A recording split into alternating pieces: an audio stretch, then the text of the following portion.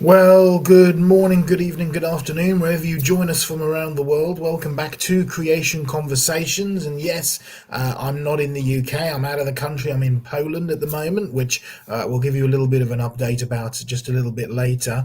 But just in case my Wi Fi is a bit glitchy or goes in or out, that's the reason why. But we're joined by some of the rest of the team. We know that both. Diane and Craig are busy doing their own ministry this evening, and Glenn is recovering from a bit of an operation. So do pray for Glenn in particular as he recovers. But we've got Steve and Sam and John and myself, and we've got a wonderful little report that we're going to be giving you over the period of the next hour and a half. We've got lots of new research to talk to you about, lots of report about ministry that we've been doing, particularly here in the UK. So it should be a good time of reports and encouragement, as well as we look at some of the research and some of the things that we've been doing in the last little while. So it's good to see you all. It's good to see everybody in the chat as well. That's fantastic. So where are we going from here, Steve? We're going to go to West Bromwich, I think, or at least West Bromwich last week. Why don't you introduce what we've been doing for the last week or so? Yeah, so we had in the UK a big conference that our team was involved in connecting with Answers in Genesis. It was their conference, but they let us in to share. We had a museum exhibit, but also Joe was speaking. So if you bring up my slides, Sam, that's all right. So you can see in the background there, that was the conference. There was about 12 or 1,300 people, I believe, over the course of 3 days. But this is what we were working on for quite a number of weeks leading up to this. But then we had the opportunity to set up a mini museum display at the conference in one of the side rooms. And that was just a great way to share some of the artifacts that we have. Joe, how many artifacts do you think we had there? I've never counted them actually. At the conference, we I believe we had a good couple of hundred in total, including all of the smaller fossils and the artifacts that we had out on display. We kind of chopped it up into several main sections, which we'll sort of go through and talk about as we go. But we really wanted to start with, you can see the first display there with Charles Darwin on it, living fossils, right? Because we wanted to really get to challenge the way that people viewed the world and the way that people understood the world around them. So we start with Charles Darwin and living fossils, because he actually coined that term.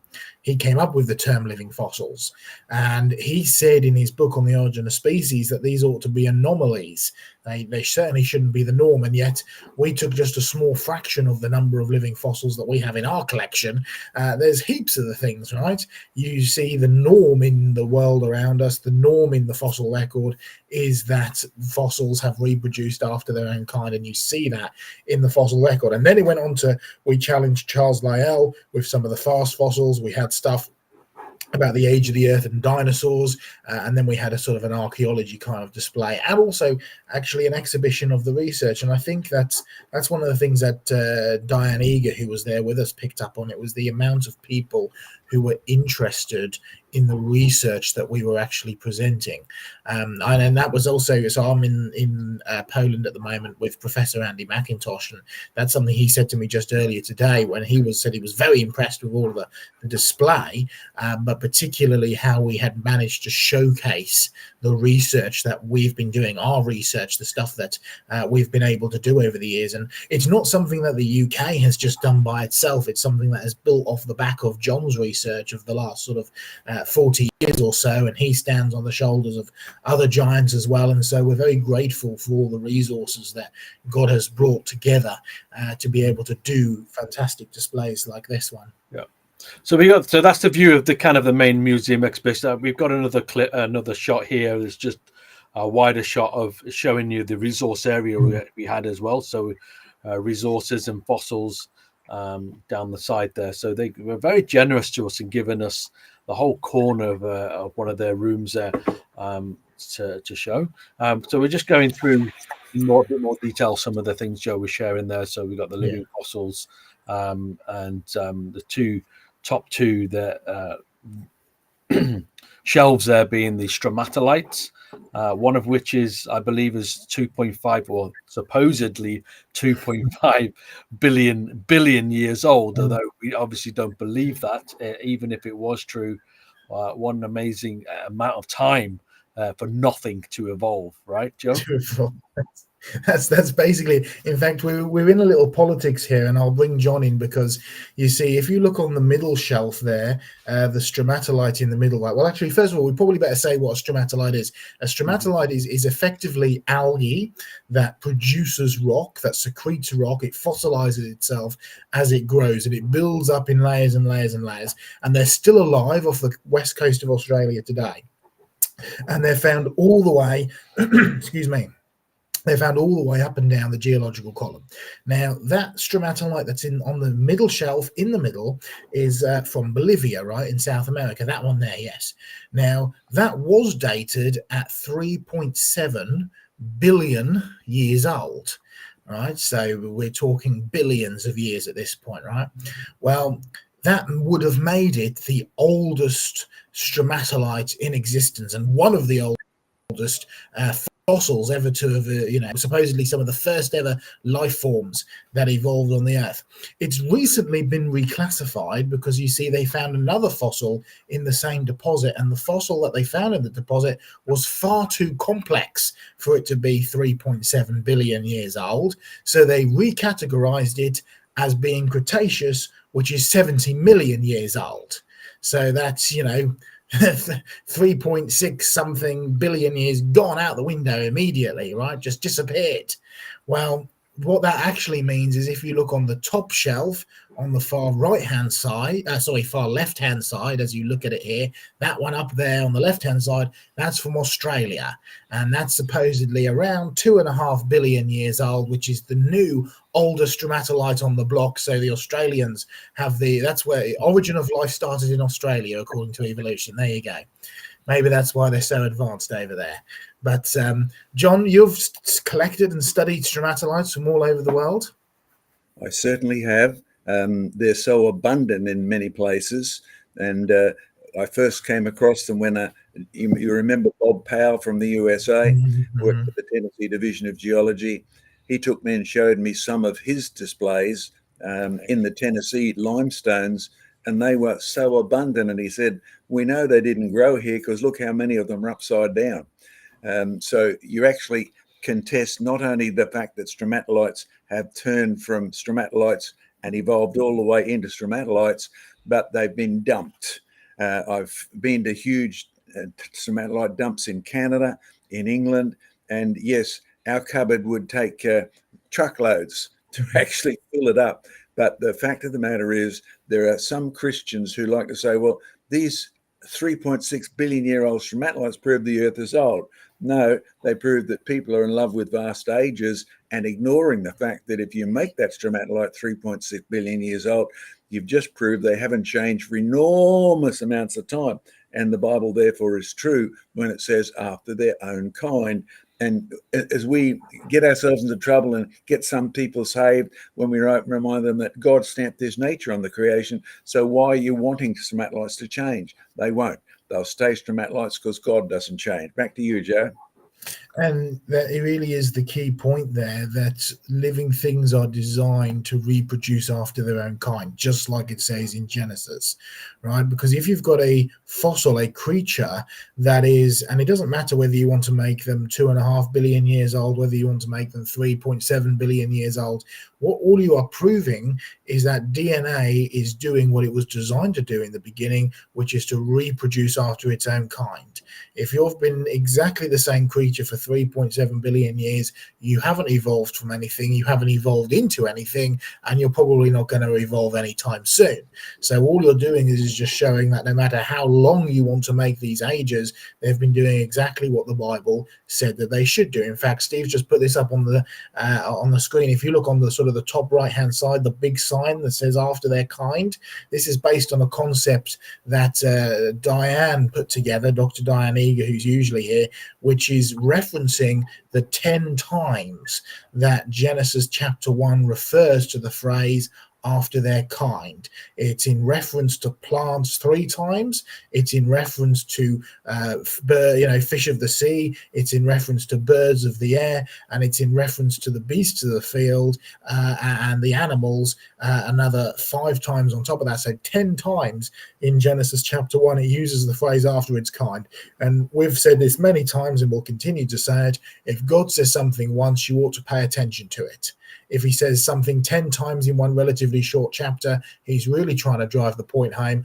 I believe fully that God knew exactly what people were going to do with the history of the planet in terms of evolution, right? And so he made it explicitly clear that he created all things to reproduce after their own kind. And that's exactly what we see in the fossil record and in every example that we see around us. And so all of these fossils that you can see behind Steve in this little corner of our museum display, these are all examples, there we go, all examples of living fossils, from crocodiles to jellyfish to squid to guitarfish to on and on and on and on. In fact, if you look in the top right corner, you can just about see our coelacanth fossil that was there. There he is. Well, that's the modern day model one, the model of the modern day fish. But we have fossils of our coelacanth as well. So all great examples of after their kind. I'll just show you that's the sign in more detail there Joe was referring to. The 10 times. So grass, seed plants, fruit trees, grass and seed plants and fruit trees in 3 different references on day 3 of creation. Sea creatures and flying creatures on day 5 of creation. Living creatures, livestock, creeping things, beasts of the earth is 2 references. Beasts of the earth, livestock and creeping things again. So 10 times in Genesis chapter 1 it refers to after their kind, as in that's how God has created all living things. That's plants, animals, and even humans. Okay, and then I just thought blow up the part of the exhibit there, because I was quite pleased that I was able to grow some of the ginkgo biloba. You can see there, so we actually had a living fossil in the exhibit, so I was quite pleased. A very living one. In fact, John, do you want to comment on the ginkgo? Because you see, if you can see the ginkgo plant there, which is ginkgo biloba, but directly behind it, you can see one of the fossils that I found from the Yorkshire coast, right, of Ginkgo huttonii, named after James Hutton, right? But there is a distinct difference between the ginkgos in the Yorkshire rocks and the ginkgos that we have today. And some people would say that changes evolution. So do you want to comment on that? Sure. We, as you've been to Australia, and I've showed you many of our fossil ginkgos from the Triassic and all of that. But here's what we did, folks. We planted several ginkgos, and over the next few years, Dr. Diane Eager and I harvested the leaves and then pasted them in order on a sheet. Now, these leaves on every sheet were from the same tree. And what you found is the average leaf had only 2 lobes, but then there were some with 3, then there were some with 4, doubling the 2, and it doubled from there up. So you ended up with basically every fossil type, which is usually called a different species, from your one ginkgo tree. So don't be fooled by different appearance of the leaf. Look and find the same pattern in them, and then do the experiments like we have. And it shocks people because they think that sort of changes evolution. Yet every plant breeder knows this is how we produce variations of plants, and sell them to the nurseries, who sell them to the people who don't even realize they're supposed to be evidence for evolution. They just look good and look a little different. So no, they're not evolving. They're producing their own kind. That variation is actually built into it. Back to you, Joe. Yeah, that's a very good point. And in fact, it's a point that we brought out in one of the first ever documentaries that was produced by Creation Research, which was The World of Living Fossils, which we've said many times we need to remake that, right? We've got so many different and better examples of fossils in the last, well, it's been it's been 35 years or something since that one came out. So we've got plenty more new things to put on display and to use. So we do appreciate all of your support, because it means we're able to continue with these programs. So that's good stuff. And it was great to have the living fossil there as well, Steve, the living fossil. Yep.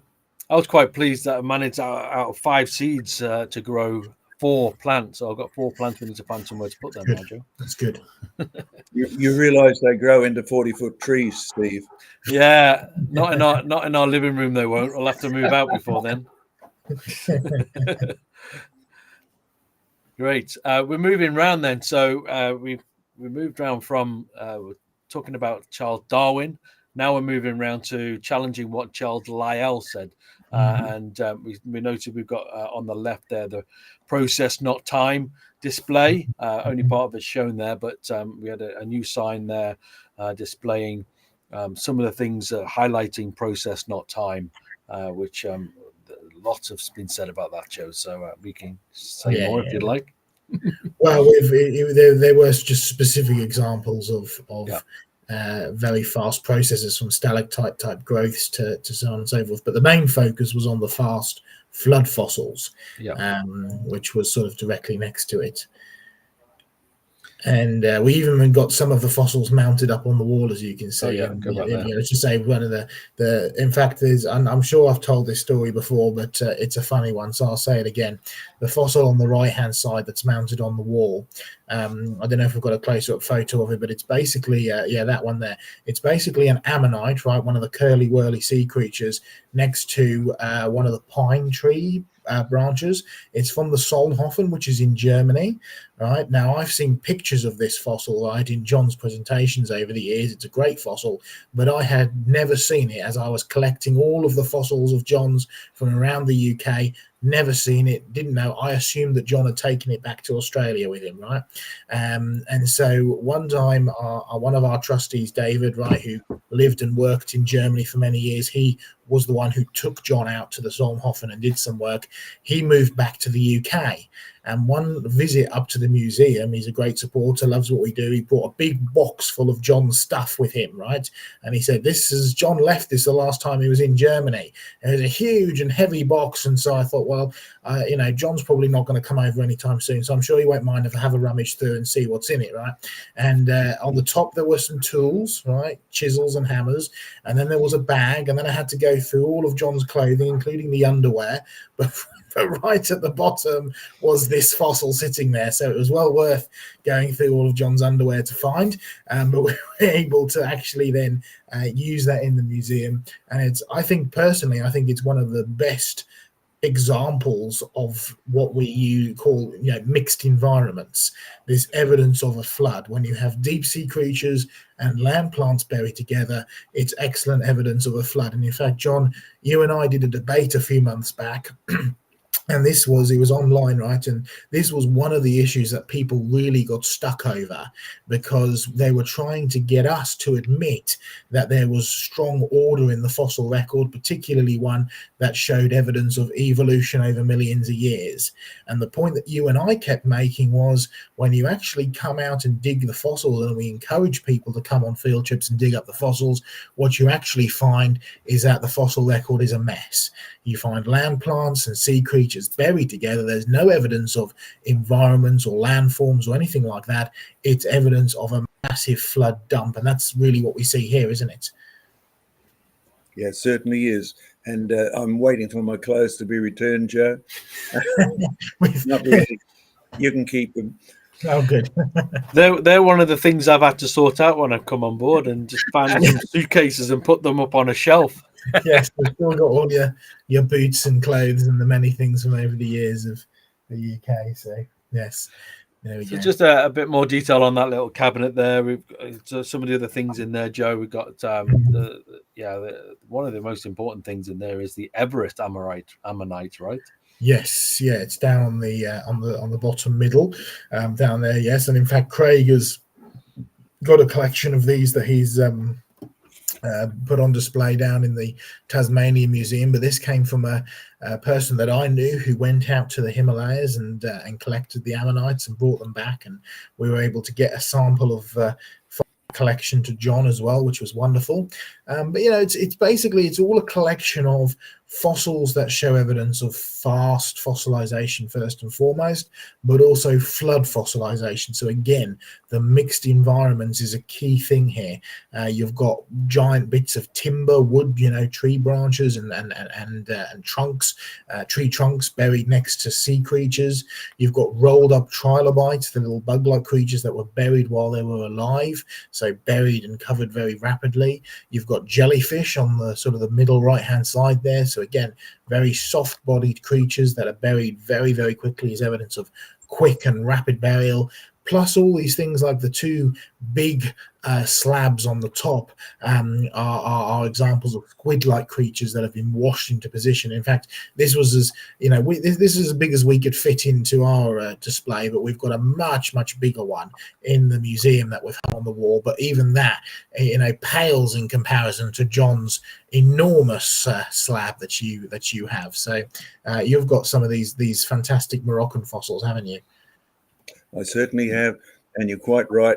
At 700 kilos, and my slab is quite a big one. It's on wheels, but it's even hard to push. But yes, we shifted, as I think I said last week, one of our massive crocodiles across to our new museum, the Creation Discovery Centre, and we're looking forward to getting all of these on display here in Queensland, and so Joe doesn't have to steal any more of them.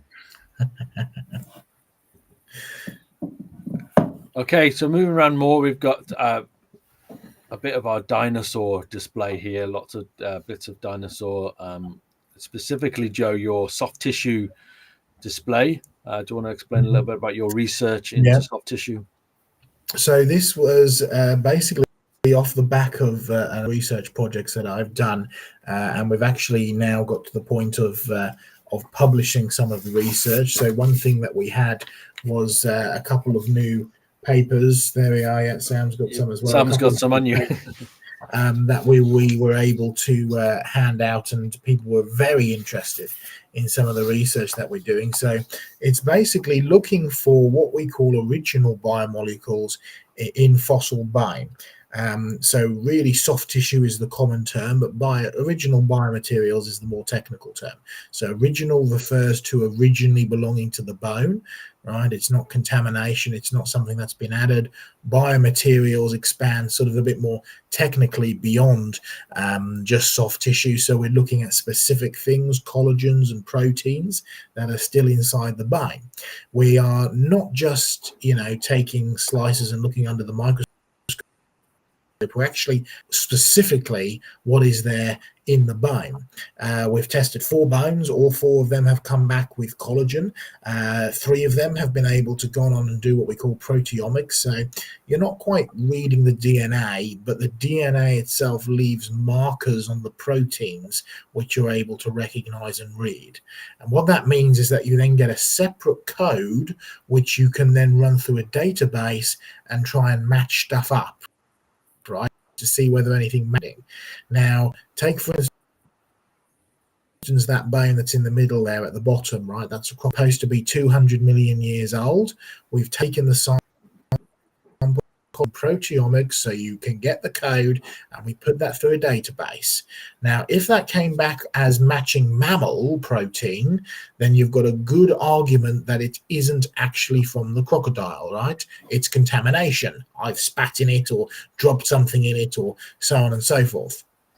The interesting thing, though, is that what it came back matching was the top 4 matches was a Chinese a Chinese alligator, an American alligator, a Nile crocodile, and a leopard gecko. So first of all 4 of those are reptilian, not mammalian, and 3 of those 4 are all specifically crocodilian. The top 3 matches were all specifically belonging to crocodiles. Now, this is a bone from Peterborough, right, in England. We don't have many crocodiles in Peterborough in England, so it just gives very good, strong evidence that the material that we are finding in the bone, the soft tissue, right, is what we call endogenous. That means originally belonging to the bone. It is really real soft tissue from the bone. It's not contamination. And the same can be said for the dinosaur bone, the one at the back that we have there, the big black one at the back there. That's an iguanodon bone. We've done the same stuff. It's matched exclusively with reptiles. So it was a whole display talking about that, what we're doing and what we're finding, and some of the more scientific details with some of the squiggles that you get when you use mass spectrometers and whatnot. But the point that we're really making is that we now have over 150 reports in refereed scientific journals for the discovery of soft tissue, particularly collagen. So this isn't unusual anymore, right? And it's not just one scientist who's finding it in one bone. This is hundreds of bone samples. This is hundreds of scientists. This is dozens of techniques, and this is tens, or rather dozens of institutions, tens of techniques, right? It's very, very specific, very technical, and they're all finding the same thing, right? They're finding these original biomolecules, proteins and the like. And the point is very simple.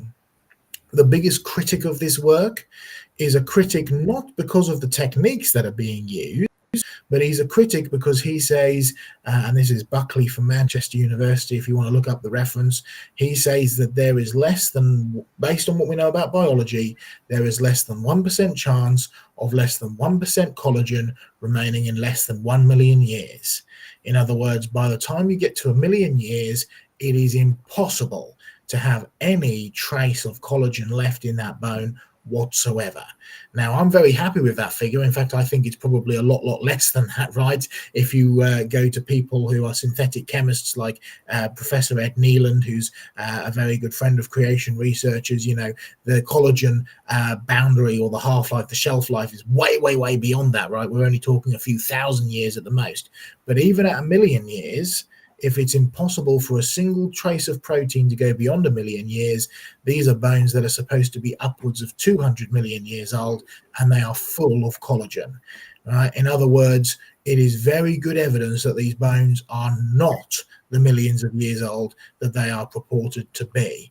And this is, I think, what is the very cutting edge of science when it comes to investigating the sort of the young Earth side of things.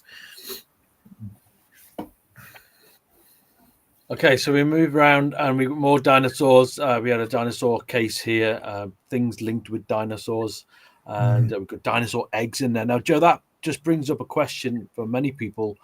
How do we know they're dinosaur eggs, and how do you find them? We've also got dinosaur poo, I think, in there as well. How do we know that it's dinosaur poo, and how do we know they're dinosaurs? Could maybe if dinosaurs were mammals, how do we know they laid eggs? Well, that's a question that's come up there, but it's a good question. So first of all, we'll start with the poo. You know that it's dinosaur poo because sometimes 1 2 1 2. Can you hear me? Yeah, we can hear you. It says connection lost. Can you hear me? Okay, that's good. I had a message saying connection lost, but we'll carry on. So number one, you sometimes find dinosaurs that are so well preserved in the fossil record that they still have stomach and gut content inside of them. In other words, they still have poo inside their intestines, right?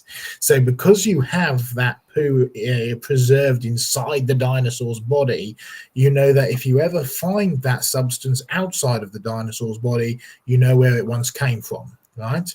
So once you know what you're looking for, coprolite is the technical term, right, for fossil poo. Coprolite is very, very distinctive. You can recognize it outside of the creature once you know what it looked like inside of the creature, and often you can break it open and you can see that it's full of sometimes with the ichthyosaur coprolites, it's full of little bones. Sometimes you can tell it's got plant material and the like in it. So you can recognize coprolite for sure. With dinosaurs, we find them so well preserved they've been mummified before they've been fossilized, right?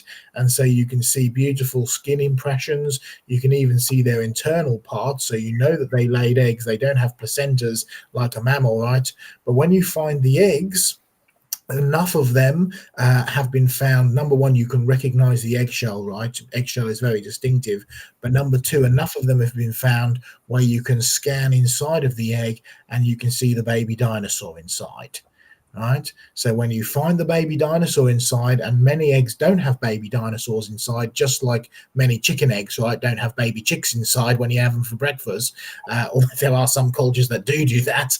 But once you recognize what it looks like, you know that when you find that outside of that context, that's what you're dealing with. In fact, that's a scientific concept that I was talking about tonight. It was introduced to us by Nicholas Steno, right? When you find something that is the same inside and out as something else, you know that it came from the same place. He was doing that in terms of shark teeth, but it's the same whether it comes to fossilized poo or eggs as well. Anything to add, John? No, I think you've done a pretty good job there, Joe. Good. A few interesting questions coming up about all of this, and we'll get to them a bit later. Yeah, of course, yes. Anything else you want to share about the exhibits we had on dinosaurs? We just had a little bit of the history as well. You can see some of that there about the history of where we started studying dinosaurs. We had, teeth. A lot of these things were, because we were limited on space, we couldn't do displays about everything. So we had a bit about the drowning dinosaurs with the dino death pose. We had teeth there, right, with labels, but they were a good starting point to talk about with people, so we could talk about sharp teeth and whether sharp teeth means you automatically eat meat and so on and so forth. So many of these things were springboards to get people to think, and that's a key theme that we have in our museums around the planet, right? We want them to be museums in the very real sense. We want people to muse. We want people to think about the world around them, unlike what most museums have become, which are museums, right? They are there to amuse, so you don't think, so that you're just entertained. And so these museums that we do are designed not just to get you to think, but also so that there are launch pads off that we can help you to think through the world around you and come to conclusions that are in line with the Bible. Great. And then we had some archaeology as well, not just creation, evolution stuff. We have evidence for the Bible and in further on in the history of the Bible, and we have some amazing artifacts, most of which are all real artifacts that are from historic collections. So Joe, you haven't been digging in Egypt recently. I know that. No.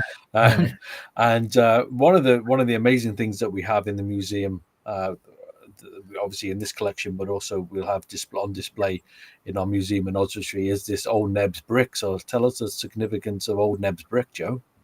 So number one, it was collected by the Reverend Leonard Pearson back in the 1930s, when you could go to Iraq and pick up old Babylonian bricks and bring them home, right? You can't do that anymore. So it's got a long history, right? A long provenance. We know where it was found. We know who found it. He even wrote a book talking about how he found it, right?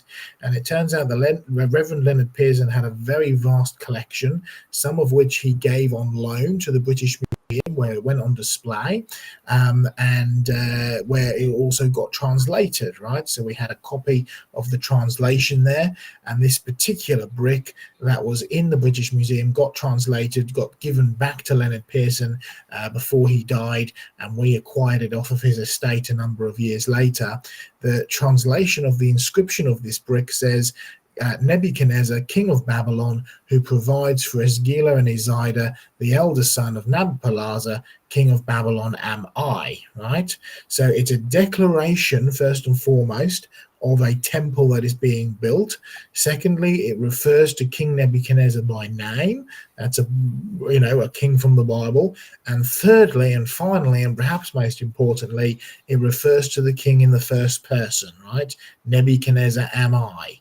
Now, this is significant because for a number of years, skeptics of the Bible said, well, when you read through the book of Daniel, you have a prayer that was said by Nebuchadnezzar, the prayer of Nebuchadnezzar, which was declaring the God of the children of Israel to be the one true God.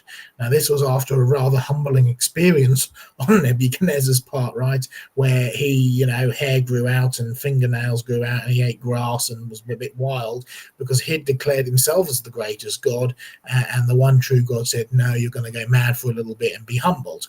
Now, at the end of this experience, Nebuchadnezzar wrote the prayer of Nebuchadnezzar, declaring God, the one true God, the God of the Hebrews, to be the God who was the greatest God of all. And many skeptics of the Bible said this shows that you cannot trust the Bible because the prayer of Nebuchadnezzar is written in the first person in the book of Daniel.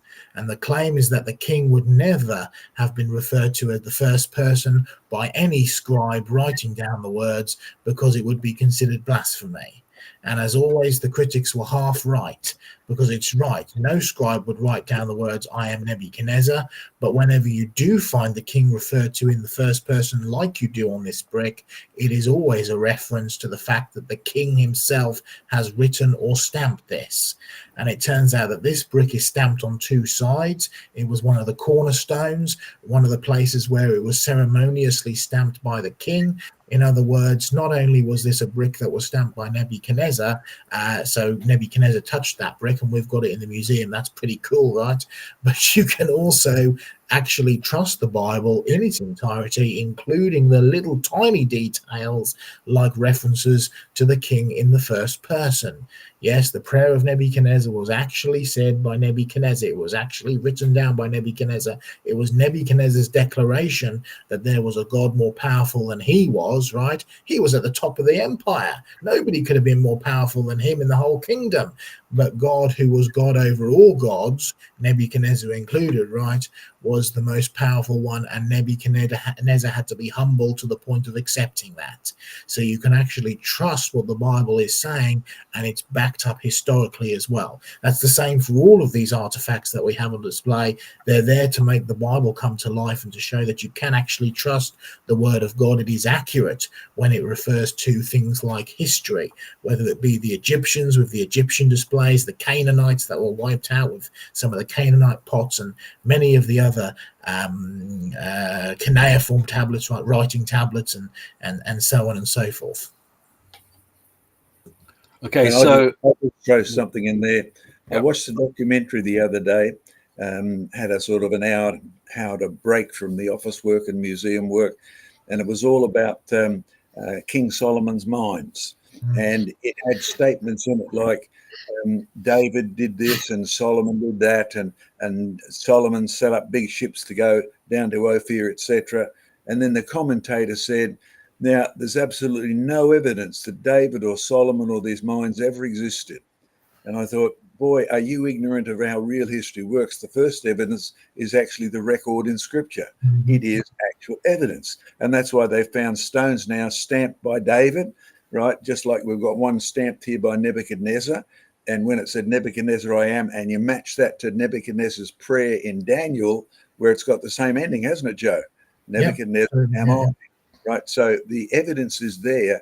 And I thought, you ignorant, prejudiced guy, because here's a documentary supposedly looking for evidence, and they did a half-hearted job, because the real aim was to undermine your confidence that there really was a David, there really was a Solomon, and there really was a Queen of Sheba, etc. So don't be fooled by their authoritative statements, because God's word is evidence, and it's actually absolutely authoritative.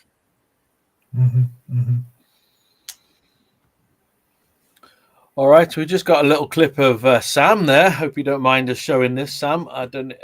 You were explaining our polystrate tree experiment demonstration there as well. I don't know if you want to share what you shared. Yeah. So here we've got the tank where we've chucked a whole bunch of matchsticks inside, and we just filled it with water. And what we're doing is basically showing people the real world, albeit at scale. Wood is still wood and water is still water. It still acts in the same way, and the same things that we would see in the real world, for instance, at Mount St. Helens, or even during Noah's flood and things like that, we see even in the small scale. So the whole point is that all these individual matchsticks act as a quote-unquote log. Then basically what would happen is that wood will only suck up water one way, even when it's, out of the ground and no roots and things like that and no branches. It will only suck water up one way. It's a one-way system, and so it'll start to suck up the water and absorb the water one way, and then it'll get waterlogged and it will start to tip, and then it'll sink down vertically, and that's how you get a polystrate tree. And that's basically what we were showing. And you can see that there. You can see some of them already becoming waterlogged already, becoming one end heavier, and sinking down. And you can see at the bottom how they've become vertical as well as also flat as well. So it's showing the real what we see in the real world in rock layers and strata and things like that. We see vertical trees going through multiple different strata, as well as also flat trees, which most likely would turn into something like a coal bed or something like that. And that's basically what we were doing. And this was one of the most popular displays, and I'm glad that we did it. It was sort of Steve's last minute idea to try and include this. It was based off of some of the research and experiments which John had done at Jurassic Ark. We'll show you some of these later, and it was really good because not only was it very, very popular with people to actually have a example of research there in front of them, but it also meant that I could then incorporate that, or I was going to be incorporating it anyway, but we were able to fit that into the presentation that I gave at the mega conference, which meant that then that related to some of the displays that we had, which worked out really, really well in the end. By the way, Joe, where is my annual support fee coming from this experimental research? I don't notice any coming lately. That's coming. Well, you see, this is coming from one of the supporters in the chat at the moment. You'll have to blame them because you see, I can't afford it. No, I've increased my number of shares in matchstick companies because this experiment is fabulous. Yes, very good. Great. Now we've just got if you hadn't, let's show this. I think this was another last minute kind of thing. Or should we take some of these skulls? This was a real conversation starter. A lot of people coming up and some confused. Why have you got Neanderthal? Wasn't that evolution? And I'm confused by this. So Joe, we've covered this quite extensively in lots of videos and in previous creation conversations. So I don't think we need an awful lot, but it was just good to have that on display, to be able to explain to people what a modern human is, what Neanderthal is, and what isn't a human, obviously with the Lucy skull down there too. Yeah, so you've got the whole ape man evolution stuff, but it's also one of the programs. If you go to our YouTube channel, you go to our website and search for brain drain. That's the research that Diane Eager has done, and Neanderthals have been scientifically reclassified as humans. They're now Homo sapien, not Homo neanderthalensis, so they are humans even scientifically, but the amazing thing about it is that they had bigger brains than we did. Now, evolution likes to think of us starting down here and evolving upwards, but the Bible says we started up here very good, man sinned, and we've been going downhill ever since. And that's the evidence that we actually see in the world around us, even with brain sizes, right? We used to have big brains, we've gone downhill, now we have small brains, and so you can fit in the brain drain research, right? The good to bad to worse. You can fit in discussions over whether Lucy was a human or an ape or something in between.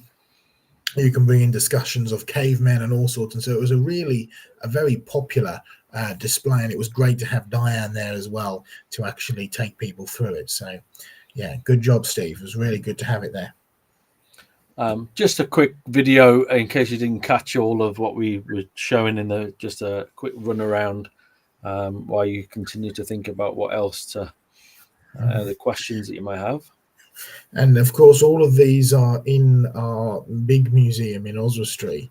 So do come and visit the Oswestry Museum at some point as well. And we were able to have all the books and DVDs and stuff on display, and fossils as well. And you can see a little bit of the Lucy exhibition we had there at the end there, the Lucy skeleton replica, and some of the displays that we had, which we stole again from the Brisbane Museum that John set up. So we were able to utilize them quite well.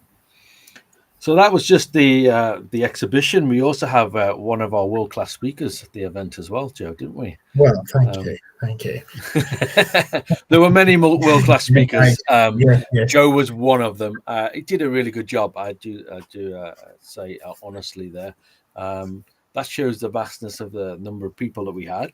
So it was a We great got opportunity. we got the final figures. I was just talking to Andy earlier, Andy McIntosh, who's on the board of Answers in Genesis in the UK, and they had the final figures come through. They basically just had shy of 1,500 people at the mega conference attending. So Good. that was very exciting to see a good number, a very large number of people there. Yeah.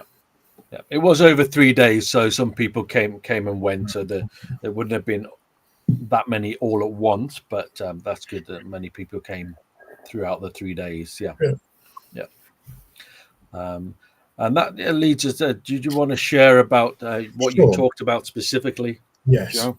Well, I just a little bit of onto this program, a little section of research that was done in preparation for this presentation. You can see my display there in the background, and I'm just going to pull up the presentation now, so that should come up any second now, Steve. There we go. And you can see the program which we did was Evidence for the Global Flood in the UK. And this is partially inspired by my childhood, partially inspired by John, because you see, growing up, you could get a lovely coffee table book of the Grand Canyon or Mount St. Helens, and yet, you know, me at 7 years old, was never actually going to go and see either of those things. I think I saw in the chat earlier somebody asked what the first fossil I ever found was. Well, the answer to that was on the first ever field trip that I got taken on. It was a belemnite, right, one of the squid-like fossils. And so, yes, I'd long had a passion of wanting to actually help people, parents in particular, to see the evidence of a global flood in the UK, you know, backyard geology. And John has been highly influential in doing the UK field trips that I now lead, to be able to go and take people out and dig up fossils and do the research. So the emphasis of this presentation was all about the UK, right? Geology in the UK, and then scaling it up on a bigger scale to see it in the context of a global flood. So we start with some of John's old pictures, right, from Edinburgh Botanic Gardens, with a very famous fossil tree, and you see enormous stumps and stuff around Edinburgh as well.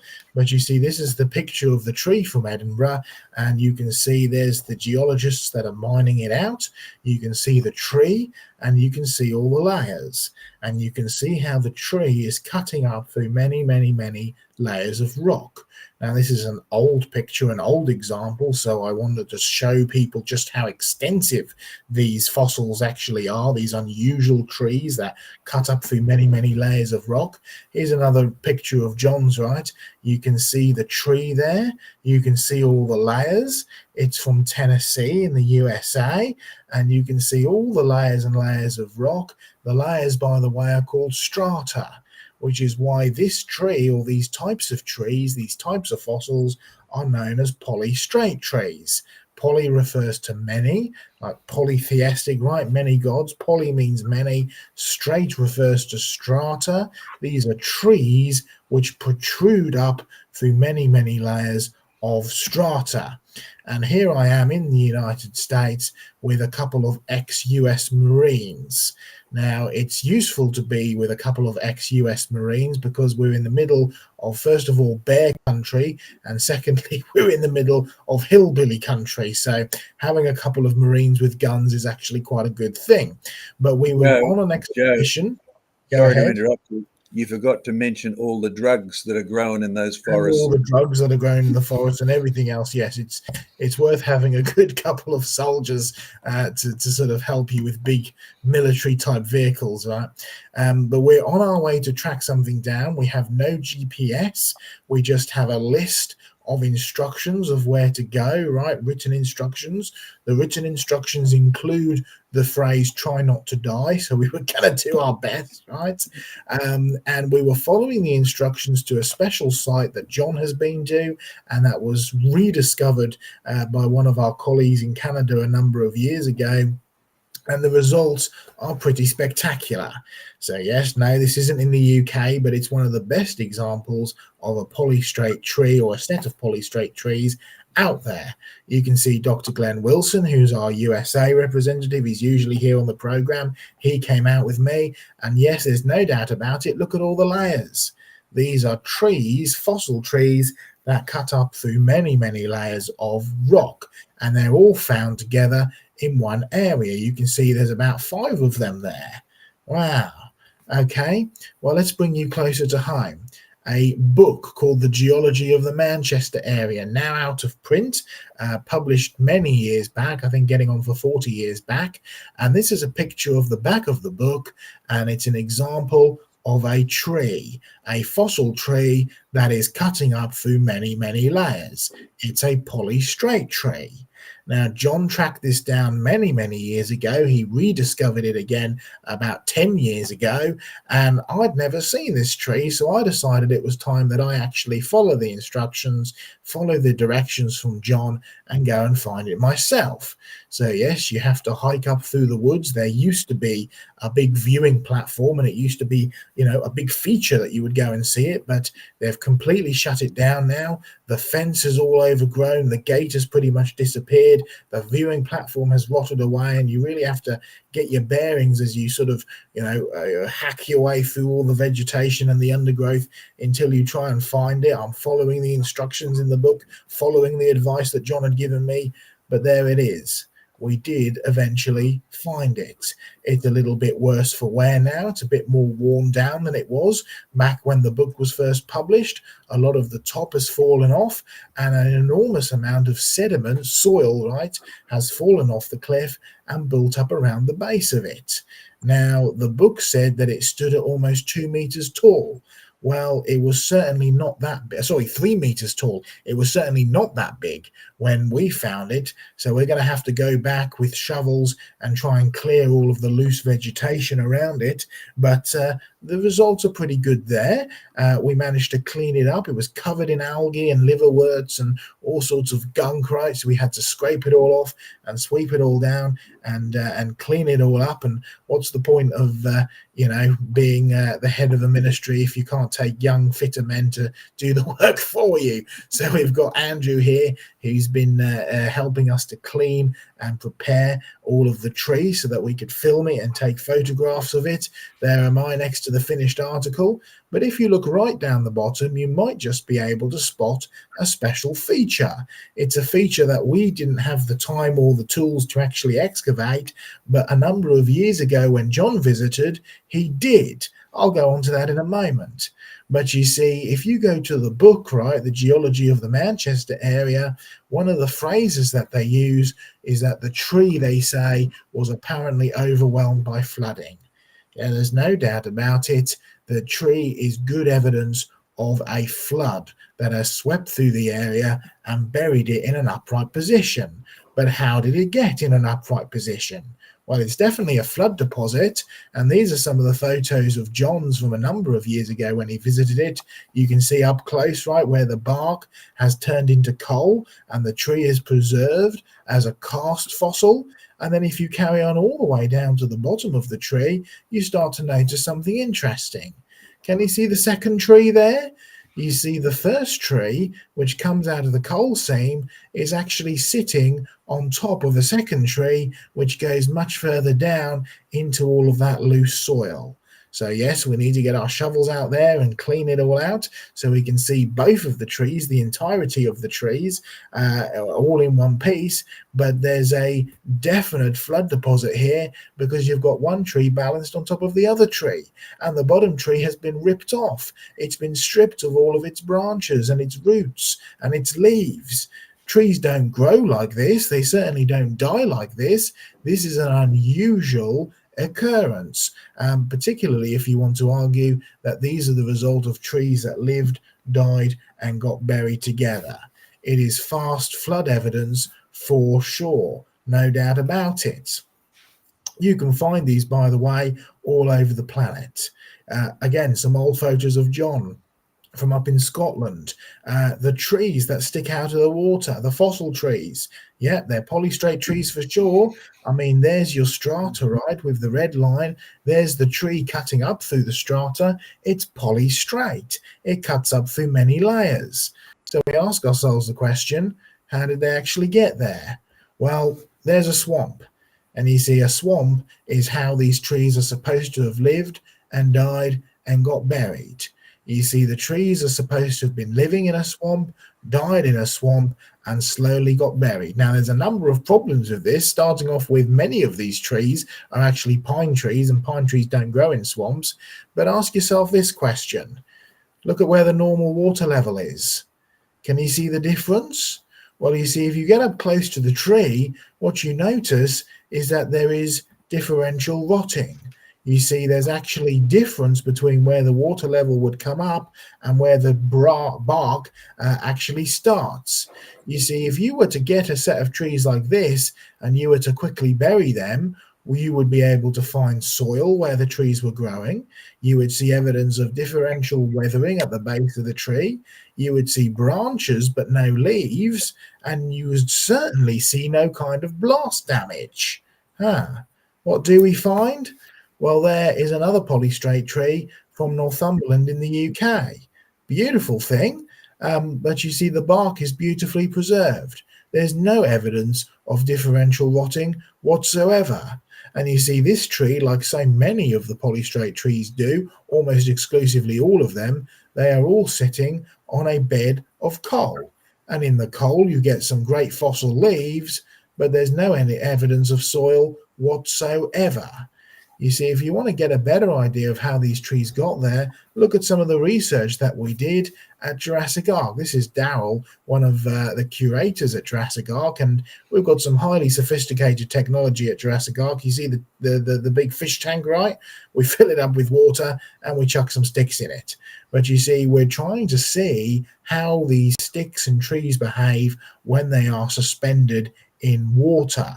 And look what happens. The sticks are there in the water, and as Sam rightly said, trees suck water up from their roots to their leaves in one direction, and this still works even when the tree is dead. So when you add the branches to the water, they suck it up in one direction, and after just a little while, you can see that at one end they begin to get waterlogged and they start to tilt. They're tilting even more, and then eventually they're actually standing up upright vertically in the water. You see, trees behave like this no matter what size the branch is, or how big the tree is, or how little or how much water there is. You can do this with matchsticks and cocktail sticks in a jam jar. The results are still the same. And in fact, that was the point that we made when we had our museum. We actually threw some matchsticks in the water and look at the results. Some of them are floating at the top. Many of them are tilting upright. Some of them are starting to sink down, and when they reach the bottom, many of them will lie flat, but a good number of them will stand up horizontally in the water. There they are there, just like the polystrate trees that you find. It's amazing how research is so simple sometimes, but it makes a really good point. You find them just like you find them with the polystrate trees that you find all around the world.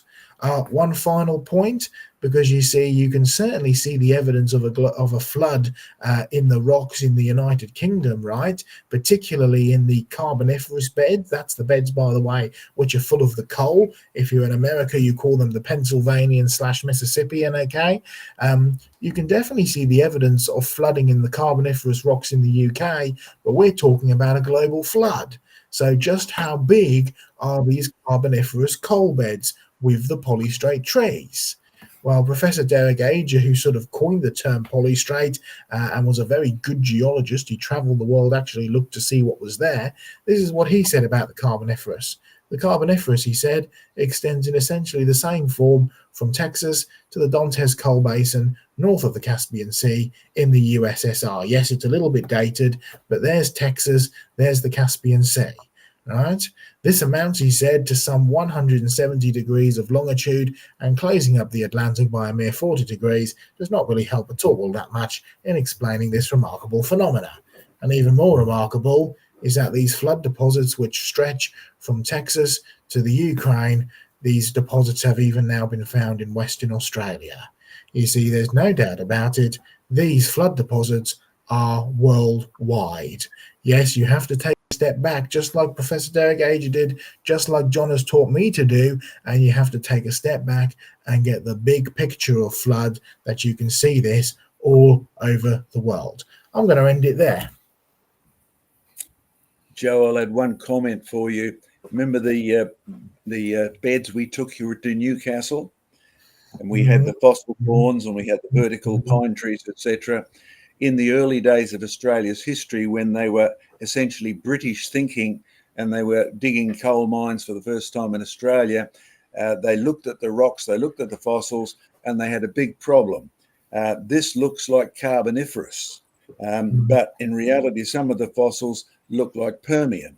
So you've got a magnificent area along there where the Permian actually passes into the Carboniferous horizontally. That's what it seems to do.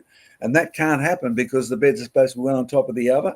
But yet there are many places where you get them merging one into the other, just depending on what the fossils are. So, and I found polystrate trees west of Sydney and polystrate trees northeast of Sydney, and they're two different sorts of polystrate. So what do I do if I classify them by the fossils? So hint, hint, wink, wink, nudge, nudge, all of you amateur geologists are out there. Fossils don't tell you what the age of the rock is. They just tell you what's in the rock, and use your brains to figure out how it got there. So process again, not time. Yeah, very good. And very, very vital to understand as well. All right. I think, are we about at the end of our mega conference report there, Steve? Yep. That was the end of the. Good. So why don't we then, as we've only got about half an hour left, why don't we have a couple of quick questions, and then we can go to our news report, which is going to be John, who's going to do our headlines, and then I've just got a brief report on. I've got a brief report on what I've been doing here in Poland over the last few days, and then I think we're probably about there. Wrap it up with a few questions. Is that everything? I've got a complaint. Alan, who came to the museum last week, wrote up on the observations there that he went to our museum. But Alan, I don't see a 3-page commendation on why everybody else should visit as well. Sorry, Alan, I just thought I'd mention that. Very good. Well, in that case, let's have a couple of quick questions then, Sam, and then we can go over to our creation headlines. If you remember, we've started a new section of Creation Conversations, the creation headlines, which John is taking charge of tonight. So, Sam, over to you for a few quick questions. Well, we're going to give some. Yes, I was just about to say we're going to give some thank yous first. Filiorella has come in swinging with 5 CHF of pair character lying on the side, raising his arm while saying, "How's it going? How's it going?" Super sticker, 5 US Buckaroos from Doki Doki. Sheba Dog saying, "Good job," while raising his thumbs up. Thank you very much, Doki Doki. God bless you. And do we get any more? I don't think so. Not that I saw. I think that's it, actually, so far. But anyway, go on to a question. We've already had that question about the first fossil. This is an interesting question coming in from Melissa Cook. The question reads, the Australian Red Centre has had fossils of sea creatures found there, and yet they still ignore a worldwide flood. How do they dismiss the evidence found for a flood event? Aussie question, Aussie answers it. You will find that that's true. Craig has been there as well. He's not here tonight. He's on the west coast of Tasmania, where it's icy and cold and raining. He usually does that most days of the year. That's why the British never settled much over there. It was impossible to build houses that didn't rot. So they're in a mining town this week, and they'll be looking for fossils as well. But if you look at the groups that actually, how do they explain them away? The answer is they don't even bother. One of the key things that Joe has learned, that I've learned over the years, is if you see geology how it is writ, you'll get the impression there's no evidence for Noah's flood. There's no evidence the Bible is true until you come to grips with the role of people like Charles Lyell. My aim is to remove the science from Moses, and they don't teach you that at university. They put blinkers on you right from the start. So my first day at Queensland University Geology, I was told very vocally, we will not be discussing such rubbish as Noah's flood. Now, you've got a professor who says that. You're not sane if you put your hand up and ask a question about Noah's flood. It won't get you very far in our university system at all. But in other words, they just dismiss it and they ignore it totally. and they usually refuse to answer your questions. You might get a good guide who says, well, yes, I know that's an option, but they won't know anything about it. So sorry to disappoint you, but that's the way Australia works. It's a way the Cambridge works. It's the way the big universities in the USA and museums work. Don't answer it, ignore it. Great stuff. Good. All right. Another question. I think this is probably the most important question we're going to get of the entire evening. Who Little or Me has asked, who cut the heads off all the matches? Look, it's easy, and the kids love doing it. What you do is you get the box of matches, and you don't tell anyone in health and safety, and you show the kids if you strike all the matches at once, poof, all the heads are gone. And then you can just put them in a machine and cut them off. Because if you cut all the heads off, you watch kids pick them up to make explosives. So I kid you not. If we just say we don't condone child labour in creation research, unless it's your own children, that is. And especially as well, we don't condone the use of collecting multiple red phosphorus heads to be used all at once. Don't try this at home. You'll find you can buy these matches without the phosphorus heads on them, and that's the safest and easiest way of doing it. Yes. This is a nice little comment. This one's nice. Brian Basingthwaite said, my friend found the polystrate display fascinating, and while I heard of it in the past, it was great to see it explained in more detail and see the display. See, Steve, it paid off. There you go. It worked. You'll have to. I just copied the idea from this guy, but you know. Yeah, good. All right. Well, why don't we go over? I don't have to do anything for this week. It's all on Sam and John, which is wonderful. So why don't we go over to do the creation headlines for the week? Okay, right. I'll put my creation headlines glasses on, and Sam, take it away. Give us that pretty thing.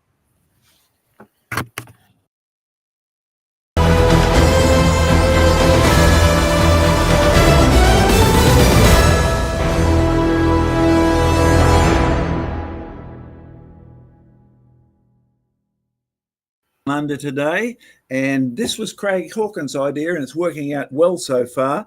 And the first report this day comes from Science Daily, and Sam's got all the links that he can put up, etc., for you to look up. And they've got an article called "It's Not to Be: The Universe is Too Short for Shakespeare's Typing Monkey," and they've summarized. Now, I really applaud Science Daily because they give you a summary version of some of the latest, sometimes in-depth papers. Sometimes they're way out when they're evolutionist ones, but this one's a really interesting report. Here's a summary. It would take far longer than the lifespan of our universe for a typing monkey to randomly produce Shakespeare's works. Now, the concept of typing monkeys goes all the way back to Huxley. Even though they didn't have fancy typewriters then, the concept was, well, life is random, evolution is random, so therefore taking alphabets and things like that, given enough monkeys, given enough time, they could organize the letters randomly, and one or two of them would turn out to be the entire works of Shakespeare. Now, this is listed as the University of Technology of Shakespeare, University of Technology Sydney, sorry. It's based on the infinite monkey theorem, and they actually took monkeys in mathematical terms, and they gave them some parameters. I'll turn the page and tell you what they said. It's a paper called Numerical Evaluation of the Finite Monkey Theorem. It's been reviewed in a peer-reviewed journal, and here's what they basically did. They assumed that the keyboard these monkeys have 30 keys, including all the letters of the English, plus punctuation marks, very important for monkeys, apparently. As well as a single monkey theorem, they tested calculations using an entire population of 200,000 chimpanzees. Stop. This is mathematics only.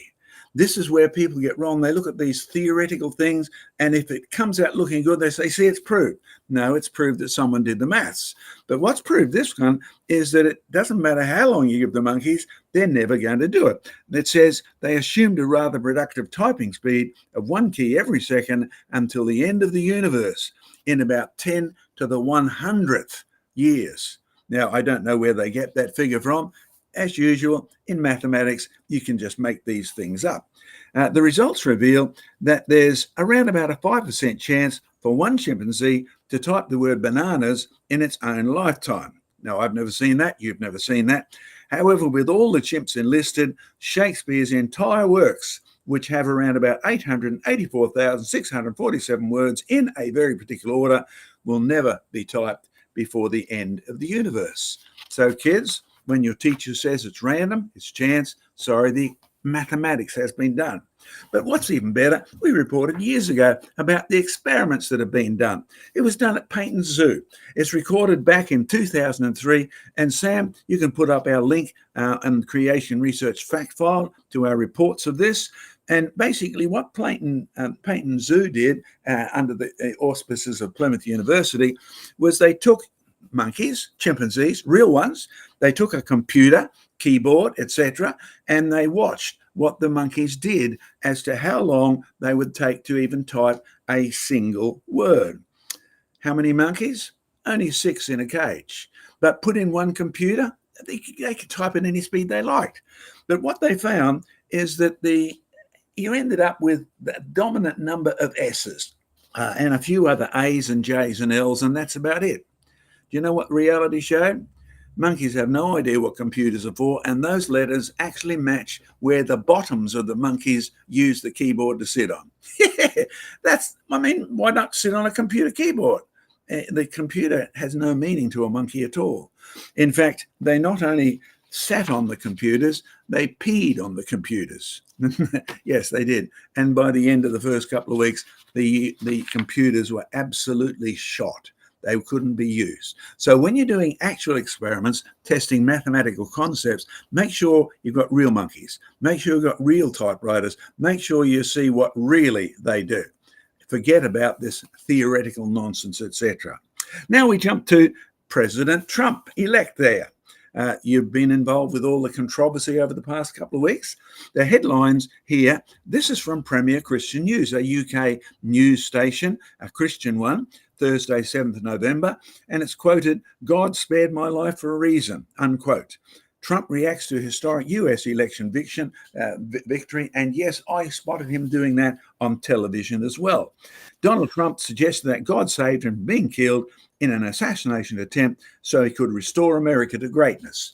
Now, what's interesting is there's quite a few Christian leaders, most for, some against, who don't like the idea of Donald Trump. But that's not the purpose of this news report. We have here a Science Nature publication. Now, I don't know if you read Science Nature, but you see, Nature up to the election for Trump was very anti-Trump. Now, I thought they were set up to be a science reporter, but they were criticizing Trump because he was anti-climate change. In their opinion, he was anti-evidence. In their opinion, he was anti-science methodology. And they were critical, and they couldn't believe that he'd win. In fact, let me just quote one editorial that they put out. "We hope the incoming administration will govern in the best interest of the United States." Tick, agreed. I wonder what the best interests are. That's a moral statement. Says a Nature editorial on Donald Trump's victory. That means holding on to the best of what the previous administration did. Increasing the number of abortions is one of them. Amazing. And not returning to some of the policies of the first Trump presidency. Respecting the consensus of research. Now, I don't know about you, but that just told me that science is not evidence. Science is based on democracy. How many people do this? How many people do that? Now, yes, it's true. Trump is not very much in favor of enforcing climate change restrictions. It's true.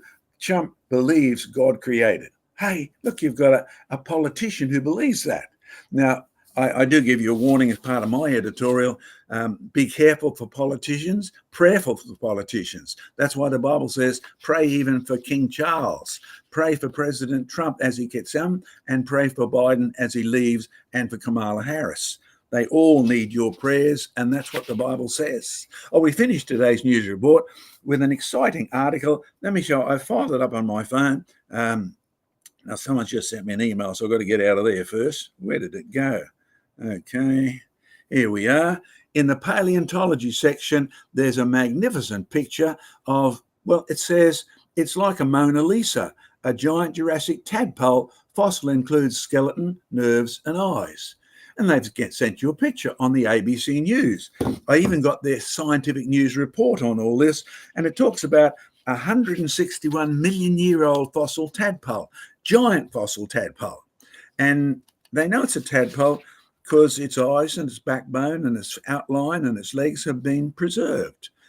Now, I remember the first report I heard on this by Sharon Godella on one of the news channels. She's a pretty interesting newsreader because she was basically given the shove from one channel because they introduced astrology, you know, reading your stars as part of their news report. And she was emphatic. She didn't regard that as news at all. And it isn't news. It isn't even science. What you'll find is she finished her report by saying, wow, look at this tadpole. It's remained unchanged for 161 million years, no matter how much evolution has been going on. Okay, do you see what? That's what Joe said at his display, that stromatolites haven't changed. The fossil frogs haven't changed, but they have got smaller. But then that's the trend you see. Giant crocodiles, smaller crocodiles. Giant goannas, smaller goannas. So thank you, ABC, for publishing that. You've got it right for a change, but then the newsreaders helped you, didn't they? The fossil frog looks like a fossil frog, and we've got copies, casts of the oldest fossil frogs, so we can agree. We've actually got a real fossil frog embedded in the strata, and it's supposed to be hundreds of millions of years old. I'll tell you what, it just looks like a fossil frog. That's Creation Research News for today. Hopefully it's been activating your mind, and we'll finish off, I think, Sam, with another look at thank yous and a few Q&As.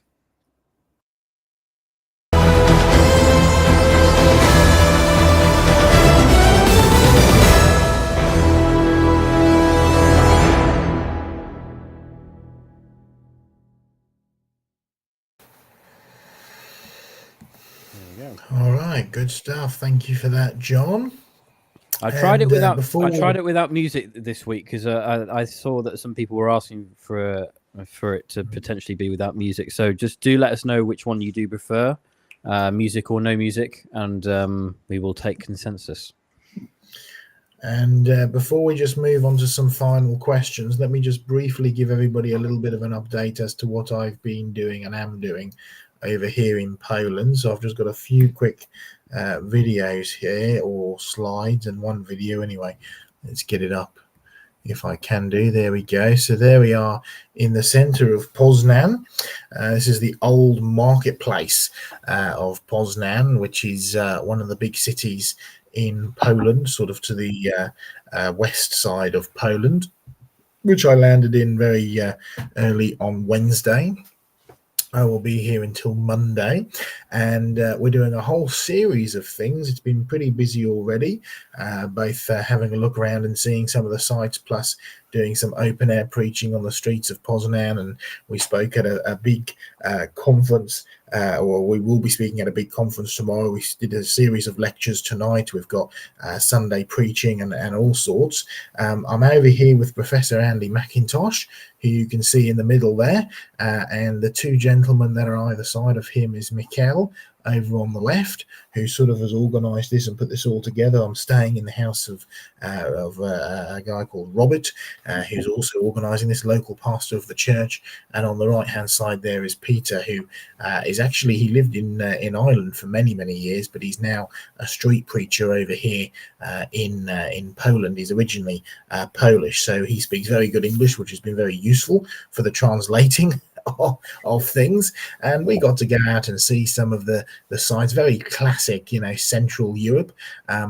It's lots of remnants. It's the first time that I've been somewhere where there's been lots of remnants of Soviet era buildings, right? These aren't Soviet era buildings, but the big sort of block concrete apartment blocks with all the big numbering on the side. So it's very regimented.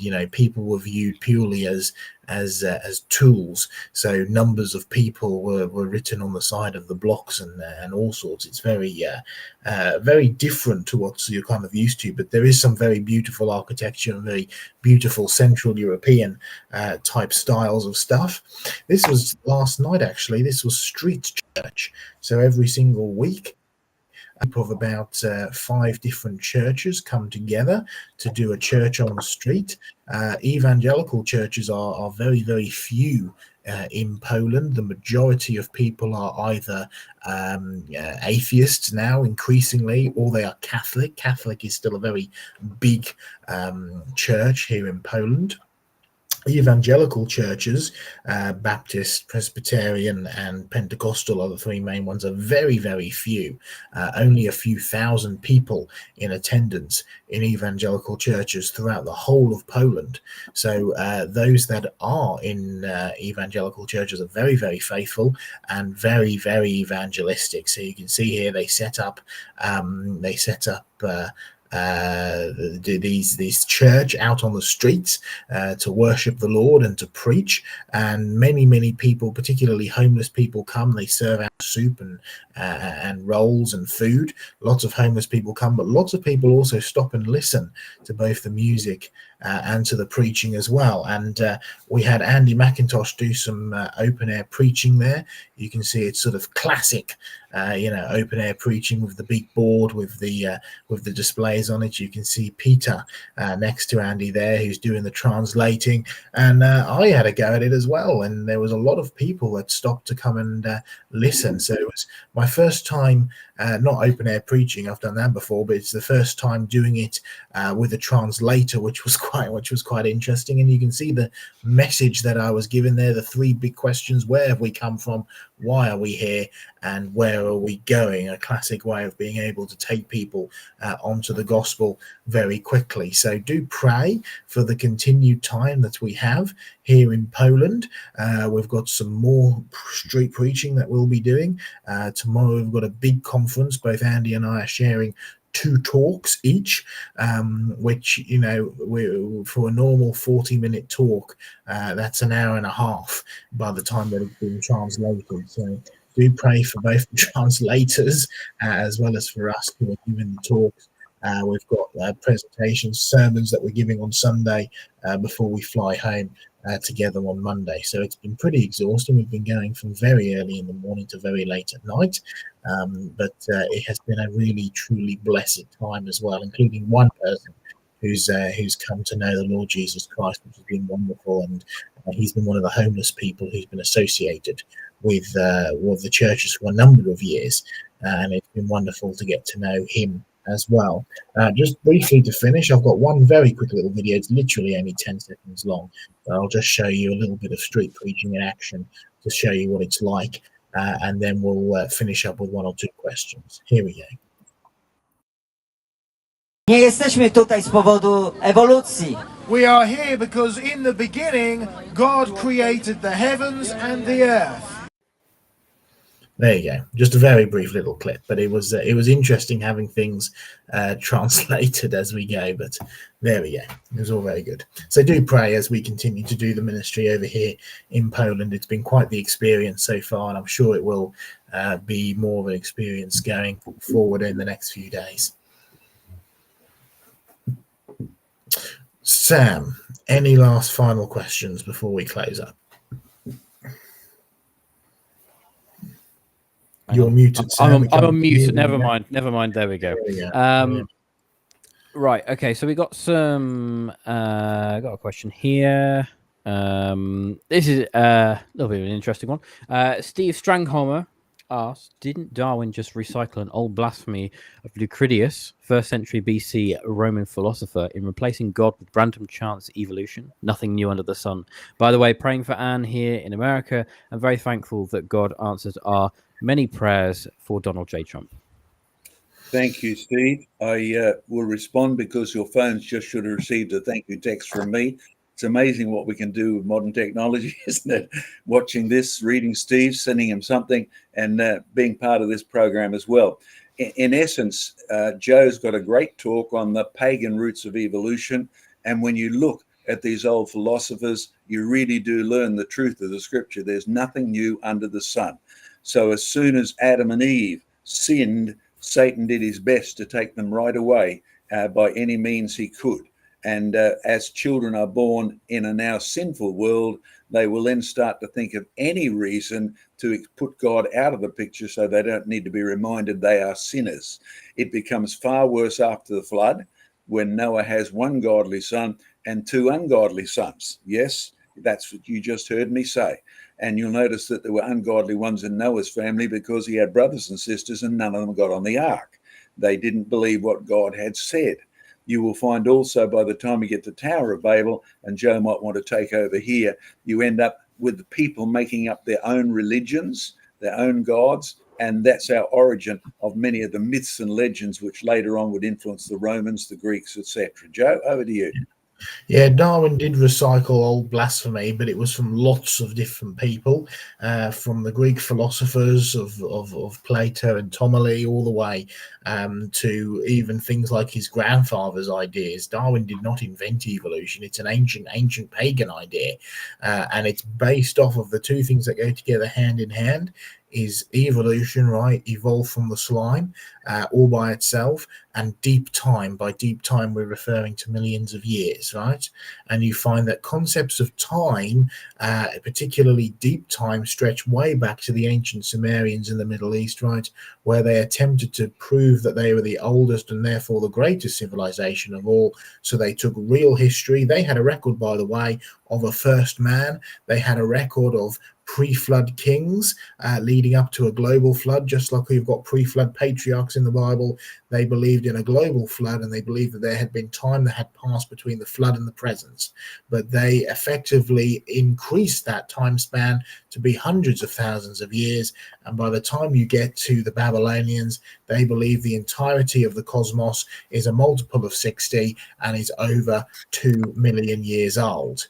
Right? It's connected with paganism. It's connected with a belief in an old earth. And you find that by the time you get to the Hindus, right, the ancient Hindus, you're believing in billions upon billions of years, even trillions of years for the length of the cosmos. So none of these are new ideas. None of these are scientific ideas. And both Charles Lyell and Charles Darwin borrowed, thanks to the French revolutionaries, they borrowed from these old pagan ideas and put them into the world around them, interpreted the world around them based on these old pagan ideas. And this was long before the first ever carbon date existed, right? That's a really key point. People believed that the earth was millions of years old long before you had any kind of dating method in which to actually test that. So every single dating method that produces a long age has been produced with people who already believe that the world is millions of years old. So don't be surprised that the results confirm what people already believed, because even the results themselves are based on the same philosophies that are pagan in nature. So you'll just end up going round and round in circles. Joe, I'll throw this one thing in. Our time's nearly up. But when I was researching for writing our courses in schools on creation and evidence that proved anything, I came across the headmaster at Oxford and rugby, and looked at some of the things they said. And they're famous for this sort of comment that from the headmaster at rugby, if I remember correctly. Why are people getting so upset about Darwin? We've been learning them for centuries in the classics. All the ancient Greek classics, all the result of the so-called Enlightenment really was to reintroduce paganism, particularly via France and some of the 1400s, 1500s scholars. Yeah. Nothing new under the sun. Thanks, Steve, for the reminder. And I think that's about time that we wrap things down now. So thank you all very much for listening this week. It's been an interesting deep dive through some of the activities of creation research over the last few weeks. And do continue to pray for the whole team. Pray for Craig, who's on research. Pray for Diane, who is still in the UK. She was speaking tonight. She's still got a few more weeks here. Pray for Glenn, who's recovering, that he can get back into creation research work. Pray for John, who's got museum stuff. Pray for Anne, John's wife, who is still ongoing with the health. Pray for me in Poland. Pray for Steve, who's holding down the museum while I'm in Poland and doing other ministry as well. And pray for Sam, who's still in the background working on all of the technology. So goodbye, folks. God bless. We appreciate your prayers, and we will see you very, very soon. Sam, over to you to close us down.